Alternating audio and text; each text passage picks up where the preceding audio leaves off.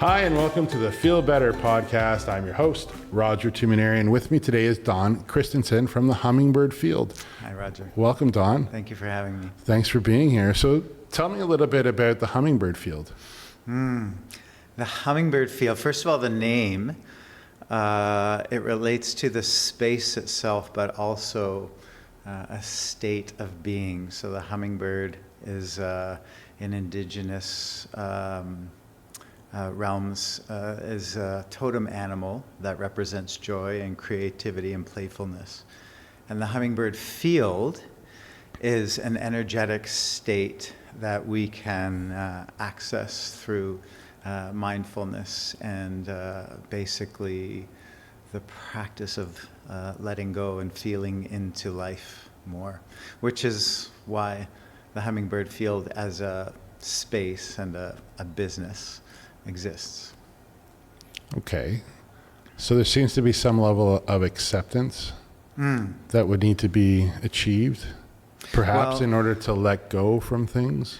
Is that fair? Yeah, for sure. Self-acceptance is core to our practice there. And, you know, from the outside, not just physically, but perceptually, it looks like a yoga studio. It acts like a yoga studio. But that's kind of like the classes we offer.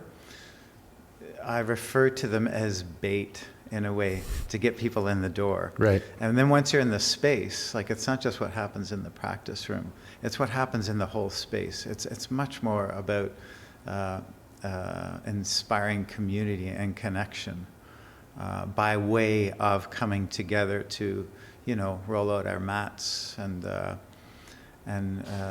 move consciously. But there's a whole lot else that happens there as well. It sounds like it's multi-layered, that it goes deeper than that. So how do you create a space that becomes that?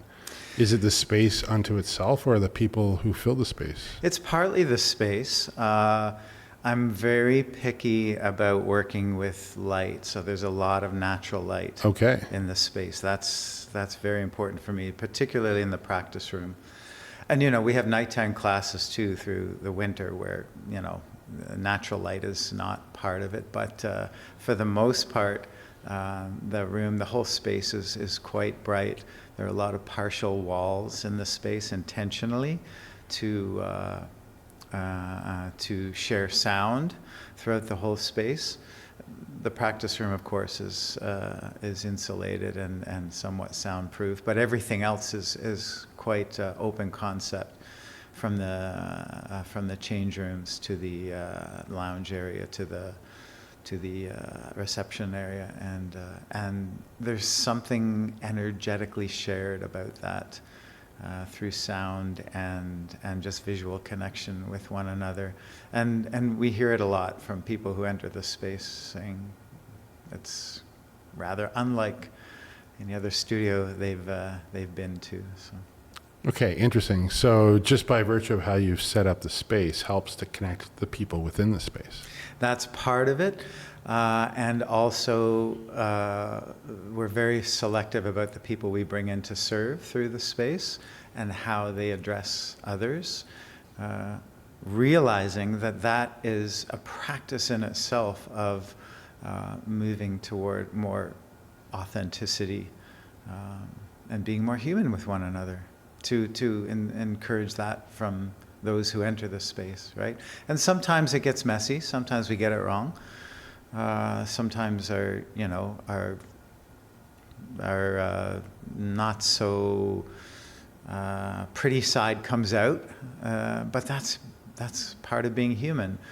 What's important is how we deal with it.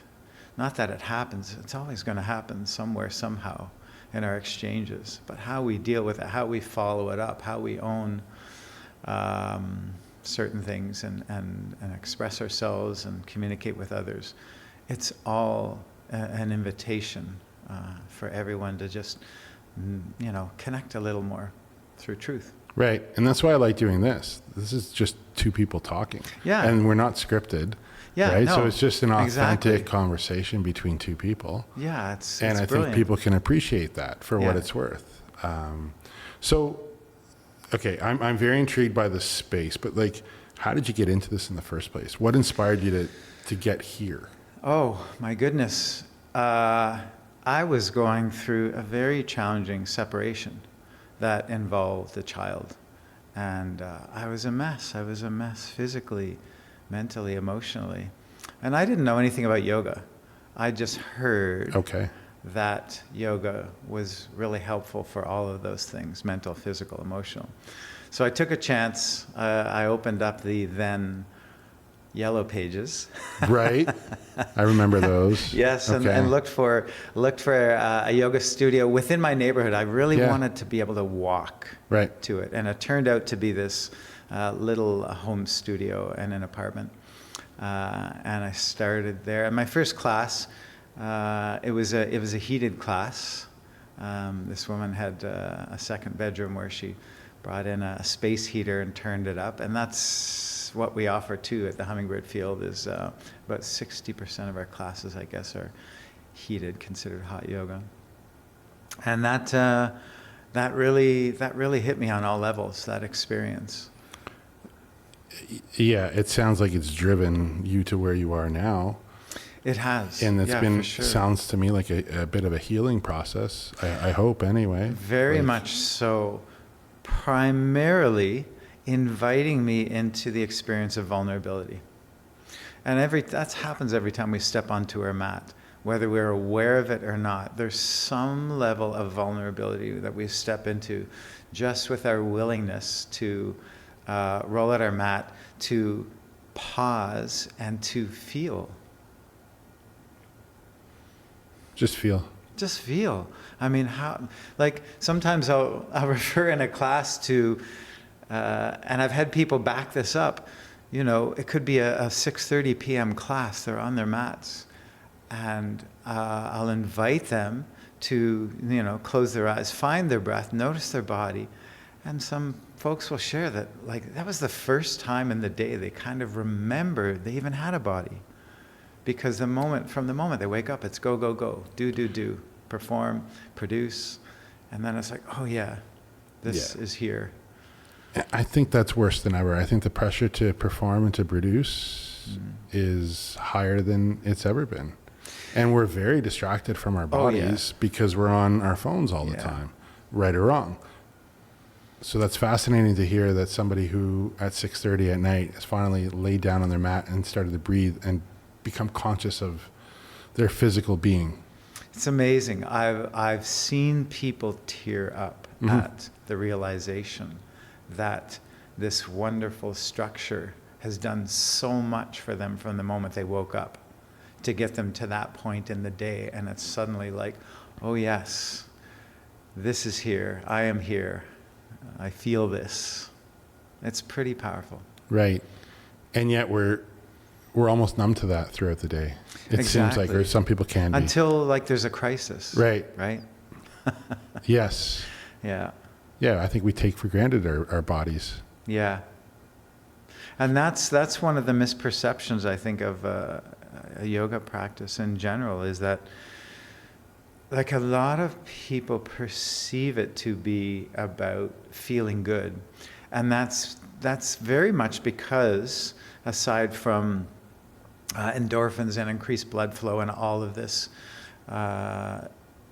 coming out of a class feeling better for sure, but so much of it has to do with the mindfulness that has brought us more into the truth in the moment through our bodies, where we let all that other stuff go. That's a big part of the feeling good. And the feeling good is wonderful, but the practice itself is really geared toward feeling in general. Just feeling. Yeah. Yeah. The Feel podcast. There we go. Right? Sometimes to feel better, you have to go through realizing that, you've got stuff going on that doesn't feel so good. But it needs to be addressed. It needs to be acknowledged, realized. And yoga can help with that. Oh, yeah. For sure. It's changed my life. It's changed my life. Sounds like it. Sure, yeah. Okay. Interesting. So if the folks who are listening to this and watching this want to find out more about the Hummingbird Field, where should they go? Easiest thing, of course, hummingbirdfield.com, thehummingbird.com, Thehummingbird.com. our website. Yeah, we're on Instagram as well. Or just come and take a class. Yeah. Let us know you saw this podcast.